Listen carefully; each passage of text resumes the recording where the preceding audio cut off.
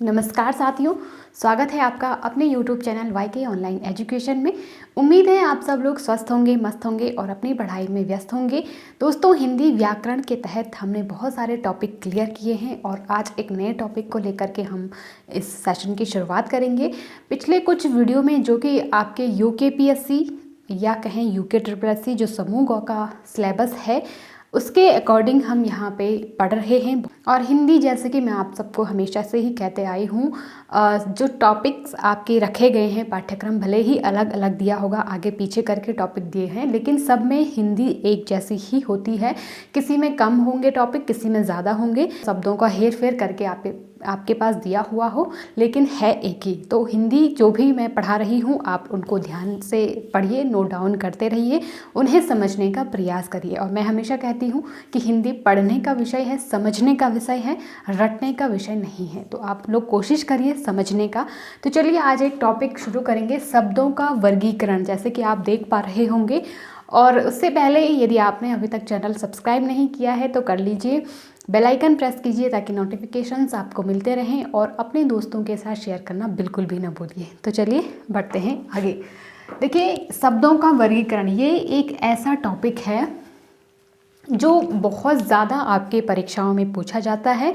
इस टॉपिक से आपके सबसे ज़्यादा प्रश्न बनते हैं, ये मैं कह सकती हूँ। ठीक, आपने देखा भी होगा, अगर आपके पास पुराने पेपर होंगे, हम एक एक करके, भले हमें इसमें 3 से 4 वीडियोस के अंदर इसे कवर करना पड़े, लेकिन हम इसको इस तरह से समझेंगे कि आपका इससे कोई कन्फ्यूजन ना रहे, कोई डाउट ना रहे, और आपका जो कोई भी इससे प्रश्न बने आप इजीली उसे कर लो।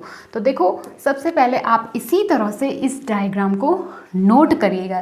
देखो, इसको बनाने के पीछे मेरा यही मोटिव है कि आपको चीज़ें अलग अलग तरह से समझ में आ जाए, आप उसमें कन्फ्यूजन न करें। तो पहला प्रश्न तो आपके पास यही पूछा जाता है कि शब्दों का जो वर्गीकरण है वो हम कितने प्रकार से करते हैं। तो उसके हमारे पास जो आधार हैं वो 4 आधार हैं। सबसे पहला है उत्पत्ति, स्रोत या इतिहास के आधार पर। ध्यान रखिएगा, पहला आधार यही है। अब देखो, कई बार आपके पास केवल उत्पत्ति दिया होगा या स्रोत दिया होगा या इतिहास दिया होगा। तो देखिए, उत्पत्ति, स्रोत या इतिहास तीनों एक ही चीज़ है। ठीक है, कि उन शब्दों की उत्पत्ति कैसे, कौन से शब्द हैं जिनकी उत्पत्ति कैसे हुई है, स्रोत कहाँ से है और क्या उनका इतिहास है। तो ये हो गया एक प्रकार। ठीक, दूसरा हमारा प्रकार है रचना या बनावट के आधार पर। ठीक, तो कैसे उनकी रचना हुई है, कैसे उनकी बनावट है, तो उनके आधार पर हम शब्दों को पढ़ते हैं। तीसरा जो हम पढ़ते हैं वो है हमारा अर्थ के आधार पर। तो ये हो गया। फिर चौथा हम पढ़ते हैं व्याकरणिक प्रयोग या रूप के आधार पर। तो रूप भी वही है, प्रयोग भी वही है, यानी कि व्याकरणिक जो प्रयोग है हम कितने आधार पर उसका कर सकते हैं। ठीक, तो सबसे पहले शब्द क्या होता है, अक्षरों, वर्णों या अक्षरों के सार्थक समूह को हम शब्द कहते हैं। कैसे, देखो, जैसे मैं अगर एक शब्द लिखूं कमल, तो आपके दिमाग में सीधे से एक छवि बनी, कमल यानी कि एक पुष्प। और अगर मैं इसको इस तरह से लिखूं तो क्या आपके दिमाग में कोई छवि बनेगी?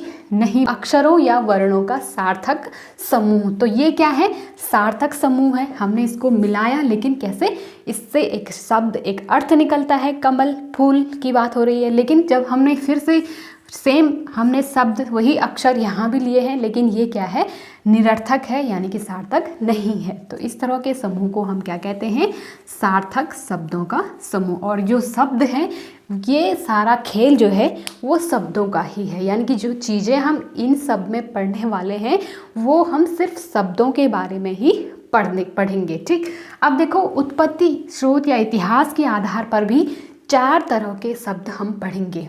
ठीक, देखिए कौन कौन से हैं। सबसे पहला है हमारा तत्सम शब्द।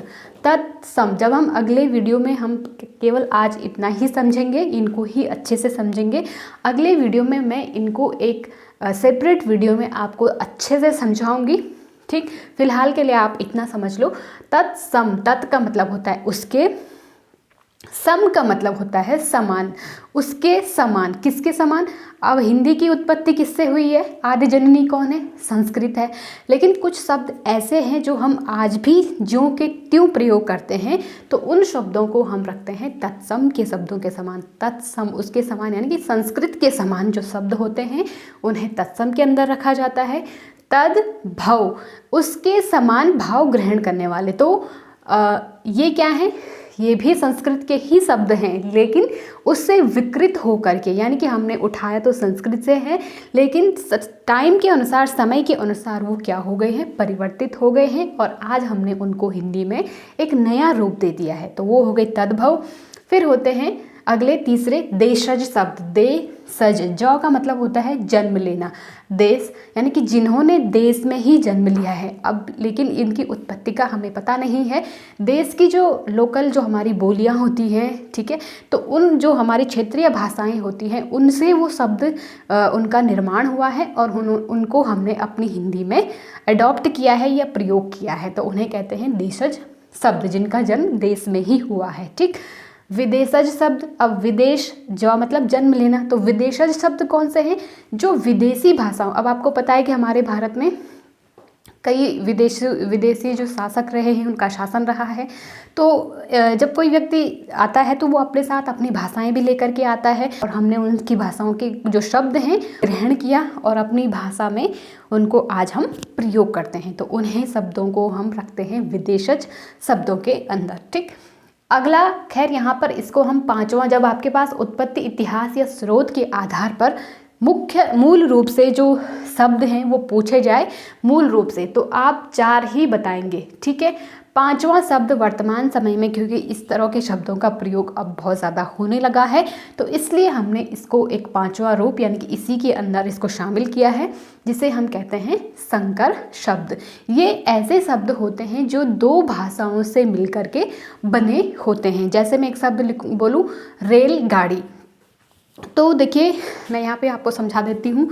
एक शब्द है रेल गाड़ी, तो देखो यहाँ पर एक शब्द है रेल, दूसरा है गाड़ी। ठीक। तो जो रेल शब्द है ये अंग्रेजी भाषा का शब्द है, ठीक है, और जो दूसरा शब्द है गाड़ी, ये हिंदी भाषा का शब्द है। ठीक। तो 2 भाषाओं के शब्दों ने मिलाकर एक शब्द बनाया, तो इस तरह के शब्दों को हम कहते हैं संकर शब्द, यानी कि ये शब्द हमने संकर शब्द की कैटेगरी में शामिल कर दिए हैं। ठीक। उम्मीद है समझ पा रहे होंगे आप लोग। अगले वीडियो में हम इनके अंदर जो चीज़ें, कौन से शब्द तत्सम होते हैं, कौन तद्भव होते हैं, कौन देशज, कौन विदेशज, और कौन से शब्द संकर होते हैं, ये सब मैं आपको अगले वीडियो में समझाऊंगी। फिलहाल के लिए आज हम इनका एक ओवरव्यू हम देख लेते हैं। ठीक। दूसरा हमारा है रचना या बनावट के आधार पर हमने पढ़ा रूढ़ शब्द, यौगिक शब्द और योग रूढ़ शब्द। अब देखो रूढ़ शब्द क्या होता है? रूढ़ शब्द वे शब्द होते हैं जिनका कोई सार्थक खंड ना हो। जैसे मैं कहूँ एक शब्द है लोटा, ऐसे मैंने लिखा पंकज। ठीक है। तो पंकज, पंक धन जौ, 2 शब्दों से मिलके बना है। पंक का मतलब होता है कीचड़, जौ का मतलब जन्म लेना, यानी कि ये किसकी बात कर रहा है? कमल की यहाँ पे बात हो रही है। तो जैसे लोटा है, अब हम लोटे का अगर अलग करना चाहें तो एक शब्द होगा, एक वर्ण होगा लो, दूसरा होगा टा, लेकिन क्या इन दोनों का अलग अलग कोई अर्थ निकल आ रहा है? नहीं आ रहा है। तो इस तरह के शब्दों को हम रूढ़ शब्दों के अंदर रखते हैं। ठीक। जैसे दूसरा शब्द है यौगिक शब्द, तो यौगिक शब्द जैसे हमने लिखा सामाजिक, तो देखो सामाजिक एक शब्द लिखा है जो 2 शब्दों से मिलके बना है। एक है इसमें समाज, दूसरा इसमें इक प्रत्यय लगा हुआ है। तो 2 शब्दों से जो शब्द मिले उनको हम कहते हैं यौगिक शब्द। 2 शब्दों से मिलकर जो शब्द बनते हैं उन्हें यौगिक शब्द के अंदर रखा जाता है। और तीसरा है योग रूढ़, देखो इसमें यौगिक भी है और रूढ़ भी है। तो अब इसको कैसे समझेंगे? जैसे मैंने यहाँ पे लिखा पंकज शब्द, तो एक इसमें 2 शब्द हैं, एक है पंक, दूसरा है जौ। तो यहाँ पे जैसे ही हमने पंकज कहा, अगर हमें उसका अर्थ पता है तो हमारे दिमाग में सीधे सीधे उसकी छवि बन जाती है। जैसे हम पंकज कह रहे हैं तो हमारे दिमाग में पता चला हमें कि ये किसकी बात हो रही है, कमल की बात हो रही है। यौगिक तो वो होता है लेकिन किसी विशेष अर्थ को प्रकट करता है, तो ऐसे शब्दों को हम कहते हैं योग रूढ़ शब्द। बहुव्रीहि समास अगर आपने पढ़ा होगा, जो बहुव्रीहि समास में क्या होता है, तीसरे की विशेषता बताई जाती है। दोनों ही पद अप्रधान होते हैं और तीसरे की विशेषता वहाँ पे बताई जाती है। तो जो बहुव्रीहि समास के जितने भी उदाहरण होंगे वो सारे आपके योग रूढ़ शब्द के अंदर आएंगे। ठीक है, जैसे लंबोदर, लंबा, उदर, और लंबा एक शब्द है, उदर यानी कि पेट दूसरा शब्द है, लेकिन जैसे ही दोनों शब्दों को हमने क्या किया, एक साथ जोड़ा तो वो किसी तीसरे के अर्थ में रूढ़ हो गया, किसी तीसरे के लिए प्रयोग होने वाला शब्द हो गया। तो ऐसे शब्दों को हम कहते हैं योग रूढ़ शब्द। ठीक, उम्मीद है आप लोग समझ पा रहे होंगे। यदि आप लोगों को समझ में आ रहा है तो मुझे कमेंट करके ज़रूर लिखिएगा, एक लाइक ज़रूर कीजिएगा। चलिए, अब तीसरा है अर्थ के आधार पर। तो देखो, अर्थ के आधार पर यानी कि हम शब्दों के जो अर्थ है वो कितने आधार पर हम देख सकते हैं। तो सबसे पहले है एकार्थी शब्द, यानी कि जिन शब्दों का सिर्फ एक ही अर्थ निकल करके आता है उन्हें कहते हैं एकार्थी शब्द। ठीक, दूसरा है अनेकार्थी शब्द, यानी कि शब्द एक है लेकिन उसको हम अनेक तरह से, जैसे मान लो एक शब्द है हार। ठीक है, अब हार के आपने क्या क्या अर्थ निकाला, एक तो हार है मतलब पराजय। ठीक, दूसरा हार क्या होता है, जो गले में पहनते हैं। तो यानी कि ये जो शब्द है ये क्या है, अनेकार्थी शब्द है। एक शब्द है लेकिन इसकी क्या है, अनेक, एक से अधिक अर्थ निकल करके आ रहे हैं, तो इसको कहेंगे हम अनेकार्थी शब्द। इसमें भी हम जानेंगे कौन कौन से शब्द आएंगे।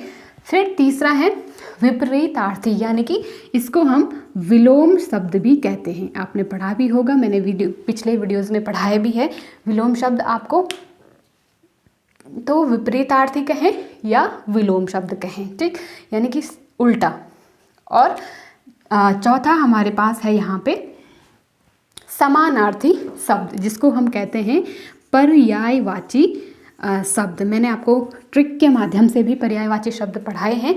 तो समानार्थी या पर्यायवाची शब्द एक ही चीज़ है। ठीक है, तो उम्मीद है यहाँ तक आप समझ पाए होंगे। चलिए, लास्ट है हमारा व्याकरणिक रूप या प्रयोग के आधार पर। अब देखो, व्याकरणिक रूप कितने हैं, दो तरह से, यानी कि कितने तरह से हम प्रयोग के आधार पर इनको समझते हैं, ये हमारे आते हैं दो। एक आते हैं विकारी शब्द। विकार का मतलब होता है परिवर्तन। वे शब्द जिनमें विकार संभव है, और किस आधार पर है, लिंग, वचन, कारक, काल के आधार पर जिनमें परिवर्तन होता है उन्हें विकारी शब्द कहते हैं। और अविकारी, मतलब नहीं, विकार मतलब परिवर्तन। तो वे शब्द जिनमें लिंग, वचन, कारक, काल के आधार पर कोई भी परिवर्तन नहीं होता है उन्हें अविकारी शब्द कहते हैं। ठीक, तो इनको हम जब पढ़ेंगे वीडियो में अगले, तो फिर हम अच्छे से उदाहरण से समझेंगे। आज के लिए इतना ही। आज के लिए सिर्फ आपको क्या करना है, ये डायग्राम बनाना है और इनको ऐसे ही नोट करना है। और क्योंकि देखो, आपके पास अब जो पेपर है, क्वेश्चन है, वो थोड़ा डीप पूछे जाने लगे हैं। तो पहला प्रश्न मैंने आपको क्या बताया कि शब्दों का वर्गीकरण कितने आधार पर होता है, तो मुख्य रूप से 4 आधार पर होता है, आपका आंसर होगा। फिर आपके पास दूसरा प्रश्न क्या बनेगा कि उत्पत्ति या इतिहास या स्रोत के आधार पर कितने प्रकार के शब्द हैं, मूल रूप से पूछा जाए तो आप 4 ही लिखेंगे। लेकिन 4 ऑप्शन में नहीं है, 5 अगर ऑप्शन में है तो आप 5 सही करोगे। ठीक, इसके बाद पूछा जाएगा रचना या बनावट के आधार पर कितने प्रकार के शब्द हैं, तो आपके 3 हैं। अर्थ के आधार पर कितने हैं, तो 4 हैं। और व्याकरणिक रूप प्रयोग के आधार पर कितने हैं, तो ये 2 हैं, विकारी और अविकारी। तो उम्मीद है आज के वीडियो में आपको काफ़ी कुछ समझ में आया होगा। यदि समझ में आया है तो लाइक ज़रूर कीजिएगा, और इससे संबंधित आपका कोई भी प्रश्न हो, कोई भी डाउट हो तो मुझे कमेंट बॉक्स में ज़रूर लिखिएगा। अगले वीडियो में हम सबसे पहले इसको समझेंगे। अच्छा लगे तो लाइक, शेयर, सब्सक्राइब ज़रूर कीजिएगा। मिलते हैं अगले वीडियो में, तब तक के लिए आप पढ़ते रहिए, अपना और अपनों का ध्यान रखिए। नमस्कार।